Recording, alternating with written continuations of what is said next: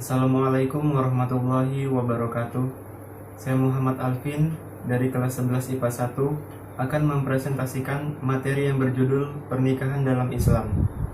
Yang pertama, pengertian pernikahan. Pernikahan adalah akad yang menghalalkan antara laki-laki dan perempuan dengan akad menikahkan atau mengawinkan. Islam sangat menganjurkan umatnya untuk menikah. Anjuran tersebut baik melalui Al-Quran maupun hadis. Allah Subhanahu wa Ta'ala berfirman, Bismillahirrahmanirrahim. Fankihu ma taba lakum minan nisa. Artinya, nikahilah wanita-wanita yang kamu senangi. Quran Surah An-Nisa ayat 3. Rasulullah Shallallahu Alaihi Wasallam menyatakan bahwa menikah adalah sunnahnya. An-nikahu an sunnati faman raghiba an sunnati falaysa minni. Nikah adalah sunnahku. Siapa yang tidak senang dengan sunnahku, maka ia tidak termasuk umatku. Yang kedua, hukum menikah. Jumhur atau mayoritas ulama menetapkan bahwa hukum menikah ada 5, di mana hukum tersebut tergantung maksud dan kondisi atau keadaan orang yang bersangkutan. Yang pertama, sunnah. Telah dijelaskan pada hadis sebelumnya bahwa menikah adalah sunnah Rasul. Yang kedua, mubah. Hukum menikah menjadi mubah atau boleh bagi orang yang tidak mempunyai faktor mendorong atau faktor yang melarang untuk menikah, di mana pernikahannya beralaskan kepada umumnya hadis dan ayat yang menganjurkan untuk menikah. Ketiga, wajib. Seseorang dilihat dari pertumbuhan jasmaniah dan kedewasaan rohaniahnya sudah layak dan matang untuk menikah dan sudah mempunyai biaya untuk menikah dan menghidupi keluarganya nanti. Yang keempat, makruh. Seseorang dilihat dari pertumbuhan jasmaniah dan kedewasaan rohaniahnya sudah layak dan matang untuk menikah, tetapi belum memiliki biaya untuk menikah dan menghidupi keluarganya nanti. Yang kelima, haram. Pernikahan menjadi haram hukumnya apabila seseorang menikahi wanita dengan maksud menyakiti, mempermainkan, dan memeras harta. Demikian juga menikahi wanita yang haram untuk dinikahi, seperti memadu 2 perempuan bersaudara dalam waktu yang sama. Yang ketiga, rukun dan syarat pernikahan. Pertama, calon suami. 2, calon istri. 3, ijab kabul, yaitu ucapan penyerahan dan penerimaan. Keempat, wali. Dan kelima, 2 orang saksi. 4, meminang. Meminang atau khitbah adalah permintaan atau ajakan seorang laki-laki kepada perempuan atau sebaliknya untuk menikah, di mana hukumnya adalah mubah atau boleh dengan memenuhi ketentuan-ketentuan sebagai berikut. Yang pertama, perempuan yang dipinang meliputi 1. Tidak terikat dengan akad perkawinan. 2. Tidak berada dalam masa iddah talak rajai. Yang ketiga, bukan pinangan orang lain. Rasulullah Shallallahu Alaihi Wasallam menyatakan bahwa seorang mukmin dengan mukmin lainnya adalah saudara. Oleh karena itu, ia dilarang untuk membeli atau menawar sesuatu yang sudah dibeli atau ditawar saudaranya. Ia juga tidak boleh meminang seseorang yang telah dipinang saudaranya, kecuali ia telah melepaskannya. Yang kedua, cara mengajukan pinangan meliputi 1. Pinangan kepada gadis atau janda yang sudah selesai masa iddahnya, boleh dinyatakan secara terang-terangan. Yang kedua, pinangan kepada janda yang masih berada dalam masa iddah talak bain atau iddah ditinggal wafat suami, hanya boleh dilakukan secara sindiran saja. Yang kelima, mahram nikah. Dalam ajaran Islam ada ketentuan hukum bahwa tidak semua pasang laki-laki dan perempuan boleh dan sah untuk melangsungkan akad nikah. Ada sebab-sebab tertentu di mana pernikahan menjadi haram untuk dilaksanakan. Jadi, mahram nikah adalah orang baik laki-laki maupun perempuan yang haram untuk dinikahi, di mana sebab-sebab tersebut dibagi menjadi 2. Yang pertama, sebab-sebab haram selamanya. 1. Hubungan darah atau keturunan. Yang pertama, ibu termasuk nenek dan terus ke atas. 2. Anak perempuan termasuk cucu dan terus ke bawah. Yang ketiga, saudara perempuan baik sekandung, seayah maupun seibu. 4. Saudara perempuan ayah maupun ibu, yaitu bibi atau uwa. Yang kelima, anak perempuan saudara laki-laki maupun saudara perempuan, yaitu keponakan. 2. Hubungan mertua. 1. Mertua perempuan termasuk mertua tiri. 2. Anak tiri. 3. Bekas menantu perempuan. 4. Bekas ibu tiri. Yang ketiga, hubungan persusuan.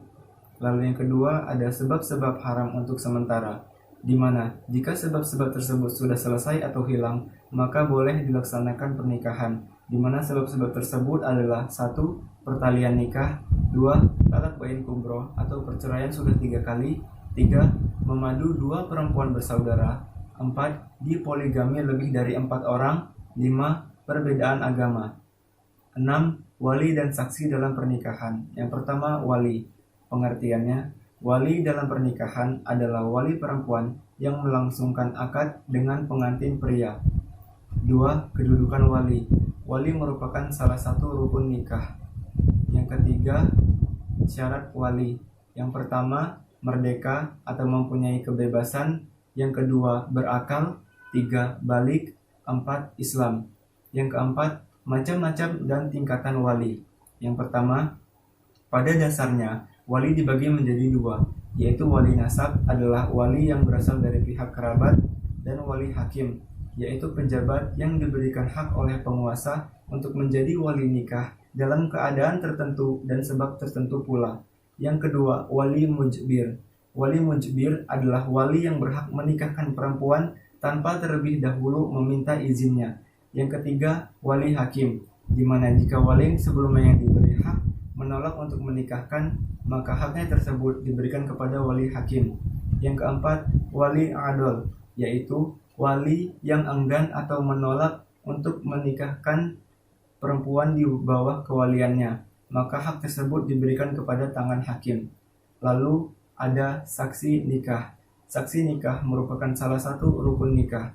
Rasulullah SAW bersabda, tidaklah sah pernikahan kecuali dengan wali dan 2 orang saksi yang adil.